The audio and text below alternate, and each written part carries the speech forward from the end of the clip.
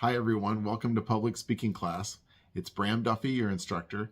I wanted to talk today about persuasion and that topic in general as it relates to communication and to public speaking.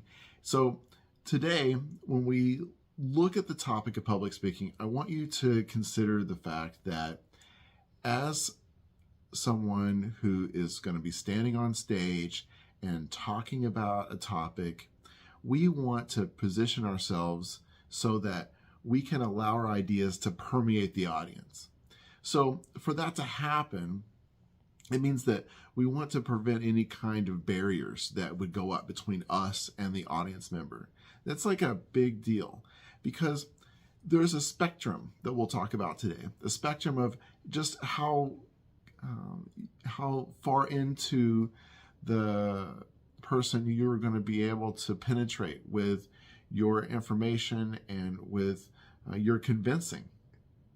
So at the offset of that, there's no amount of ability that you'll have to do the action without preventing a barrier to go up. So I'm saying that when we talk about persuasion, the number one thing is to not offend the other person, because as soon as the other person's offended, it's easy to put up a wall and say, I don't want to listen to you. I don't believe what you say. And it can be a problem.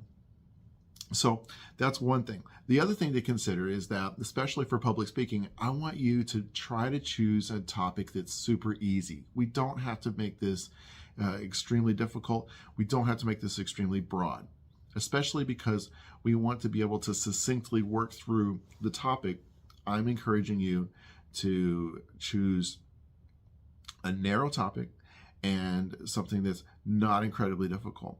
And mostly because I want you to know that I'll be listening for certain things during your speech presentation and looking for certain things in your outline. And those are the things that are underlined in your rubric for those parts. So because of that, it's not like you have to have a fantastic topic that blows everyone away like a TED Talk. This is a practice in class, and this is something that we're going to be dedicated looking for the certain things on the rubric. So we're looking for the things on the rubric. We're not looking for a spectacular splash. All right. So when we talk about persuading others, it's really important that we do it the right way. Persuasion isn't just about getting someone to agree with you. It's also about doing it honestly and with respect and making sure that everyone benefits. And as people who speak in public, our job is to share ideas in a way that lifts everyone up and respects all the different people that are listening to us. Being open and honest when we communicate is just super important. When we share our true thoughts and feelings, people are more likely to trust us and believe what we say. We need to avoid making things up or oversimplifying complicated issues. It's all about using real facts and logical reasoning to back up what we say. We shouldn't try to trick or force anyone into agreeing with us. Instead, we should give them the space to think for themselves. Sometimes, not saying anything can be really powerful. If speaking up might cause trouble or upset, it might be better to stay quiet for that moment. So it's like knowing when to speak and when to keep quiet shows that we understand the big impact that our words have. Persuasion is really about helping people see things differently, especially when there's a disagreement. And sometimes that's just about perspective and helping the other person see your perspective or a third party's perspective that would help influence them. And so it's all about having conversations that help everybody understand each other. There are lots of ideas and theories about how to persuade effectively, and these ideas help us figure out the best way to organize our thoughts and how to choose the right approach to connect with our audience. And so in persuasion, we use different ways to appeal to our audience.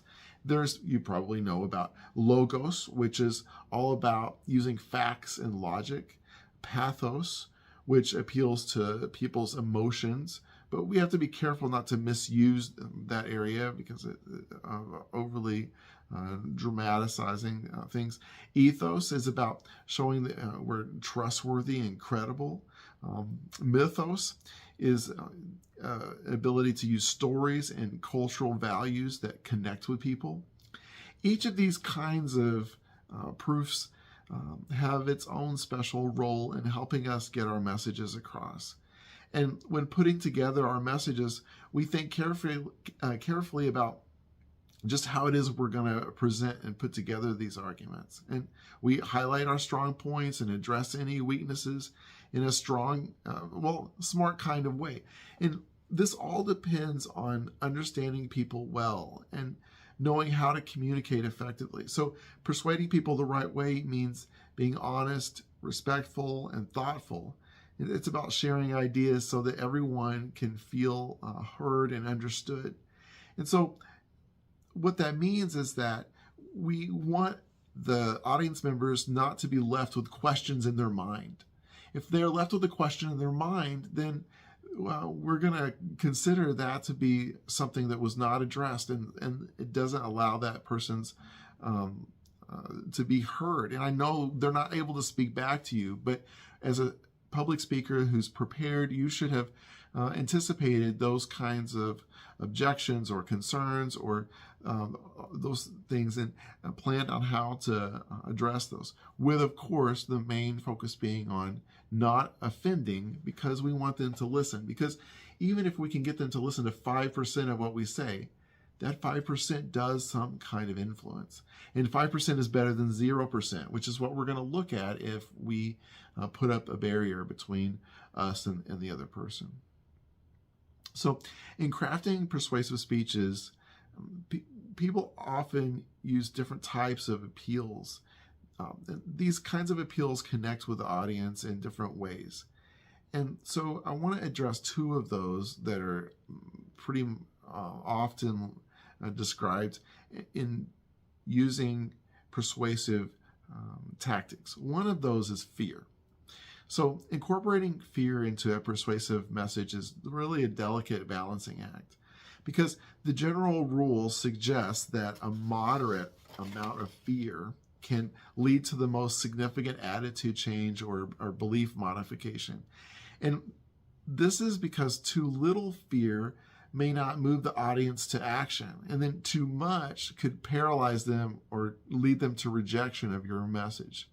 So, for example, a public health campaign might use a moderate amount of fear to highlight the consequences of smoking, or, encouraging people to quit without just overwhelming them with dread.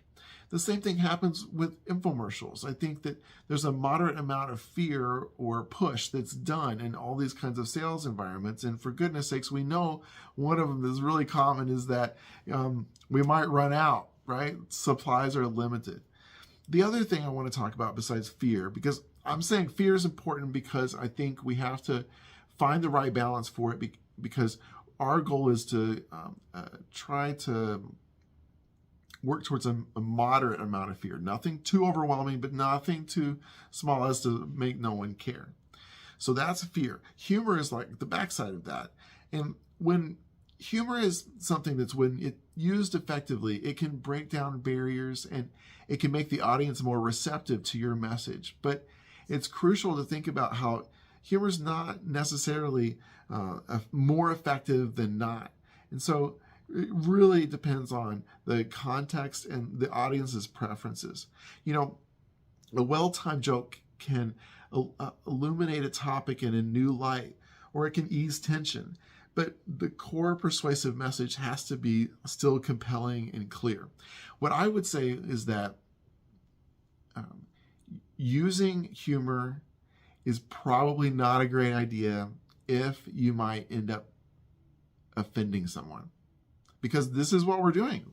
In persuasion, we're not offending. So if you're not going to offend, make sure that it doesn't it doesn't hit anybody's hot buttons. The other thing to say is that I think a lot of people talk about, when I put together a speech, I started out with an attention getter that involves humor, so I tell a joke. And I just want to say that I think it's a mistake, because you can end up offending or making the audience misunderstand what's going on or your intent from the very beginning. And I think it's much more better. I think it's much better to focus on relating to that audience, and stories can help. And so I just want to say that humor can be good as long as you don't offend. I wouldn't base a lot around that, because it's a lot of times in my experience better for emphasis. And then back to the fear. I think fear is important when we use persuasive messaging. We just have to do it in a way so that we're looking at a moderate amount of fear. Nothing too overwhelming, but also enough fear so that you push the person forward. So now that we talked about those appeals, now I want to talk about some models of persuasion. And there's two influential models in the study of persuasion that we can go into. One is called the intensification downplay model. I know it sounds like big words, but if we think about intensification downplay, what does that mean? Intensify is up, downplay is down. So what are we upping and what are we downing? Well, this model highlights the emphasis or minimizing certain points so that you can strengthen your persuasive argument.